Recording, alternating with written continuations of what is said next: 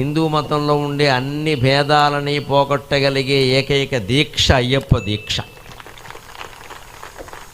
అందుకని నాకు ఆ దీక్ష వాళ్ళు పిలిస్తే చాలా ఆనందంగా ఉంటుంది. సమైక్యాన్ని నిలబడుతున్నారు. కులభేదం లేదు, ప్రాంత భేదం లేదు, కులభేదం లేదు. ప్రధానంగా ఎక్కడ అయ్యప్ప స్వాములు భోజనం చేస్తున్నా పక్కన ఆయన్ని స్వామి స్వామి అంటారు తప్పితే నువ్వు ఏ కులం స్వామి అని అనరు. అసలు ఆ మాటే రాదు. మొత్తం హిందూ ధర్మంలో ఈ కులం అనేది రద్దు అవ్వగలిగితే అప్పుడు హిందుత్వం మొత్తం బాగుంటుంది, భారతదేశం మొత్తం బాగుంటుంది.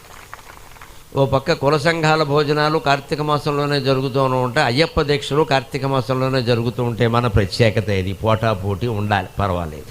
ఏది గొప్పదో ధర్మం నిర్ణయిస్తుంది.